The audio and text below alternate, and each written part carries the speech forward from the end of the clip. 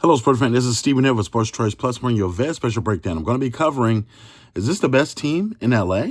Before I get right into that, I want to make sure that you're subscribed to the YouTube channel so you get all the updates and all the breakdowns. Without further ado, let's get right into it. The news of the day is Bradley Beal did clear waivers, and now he is clearly headed to his way to play for the Los Angeles Clippers. Not the Lakers, but the Clippers. When you look at the deal, it's a one-year prove-it deal where you get 1 year and then a player option on the second one. He's probably going to decline that second player option and then re-up somewhere. But you got to think, with this roster, what they currently have now, you have possibly a projected starting lineup of James Harden at the 1, Bradley Beal at the 2, Kawhi Leonard at the 3. I don't know if they're going to go... They could go Nicolas Batum at the 4, or they could go... I mean, they got a couple of different options that they can go at the 4, but Zubac's going to be your 5. So essentially, they got Brook Lopez for the bench. They've got Chris Dunn coming off the bench. They still have Nicolas Batum. They've got you got a talented little roster here. They still need a backup point guard. I believe that they're going to need somebody like a Chris Paul to be that's going to be able to put a bow on top of this offense. Overall, let's just lay it out. Coach Tyronn Lue has his work put out for himself. I don't like the addition of Bradley Beal. I think that, having a Bradley Beal is a lower version of Norman Powell, if you will, at this point in his career. Bradley Beal has showed us, yes, he had a high percentage as far as twos last year with Phoenix and set a career best for 2-point attempts as far as percentage made.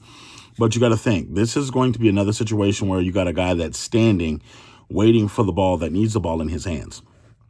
Bradley Beal is at his best when he has the ball in his hands and he's moving the offense. The ball's moving side to side, and he's getting the ability to slash. He's getting the ability to cut. He's getting the ability to actually do some ISO, and he's not going to have those opportunities. When he's in the Clippers, he's going to have to catch and shoot. James Harden is a ball stopper, so therefore, for the offense, he's going to dribble. Last 3 seconds, boom, here you go, here's a shot. The frustration came with Norman Powell when you saw him having to recreate his offense because he's getting adjusted to James Harden dribbling the clock out. They don't really have a true offense in LA where it's all timing and backdoor cuts and screens. It's just like James is kind of one-on-one-ing everything, and he's trying to get people involved the way he sees fit. Yes, they call plays, but you got to think, for the most part, James Harden, if you watch these basketball games where they're either getting blown out or they're either catching back up, James Harden makes a lot of mistakes. And when you think about this, he's more of a facilitator. He's not trying to really score. So, yes, Bill will have the ability to try to score, but from a standpoint, getting in rhythm, getting into shots, they're going to have to work on a better offense to set up everybody.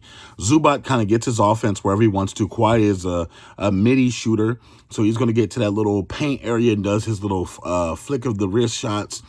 But most of all, this offense is going to have to do little better play calling, little better screens, backdoor cuts. They're going to have a lot more movement because you have a lot more talent on the roster. Now, I will say they can go big. If you want to put Brook Lopez at the 5, you want to put Zubac at the 4, Kawhi at the 3, you could run Bradley Beal and James Harden. You could go a big lineup like that. But I think overall, Tyronn Lue has to pick his poison. I think he has to keep his team healthy going into the playoffs, and that's what this team is really built for. So you want to see if this team can stay healthy throughout the season. Can they put up offense, and most importantly, can they play defense? Because I don't know who's going to play between James Harden and Bradley Beal. I don't know who's playing defense. So, hey, listen, you like it. I love it. Clippers fans, are they better than the Lakers? Yes, right now, currently. But overall, we're going to see if the Lakers can make more moves. But as of right now, yeah, they're the best team in LA on paper. So definitely check out Sports Choice Plus. Clippers fans, get in the comment section. NBA fans as well. See you in the next video.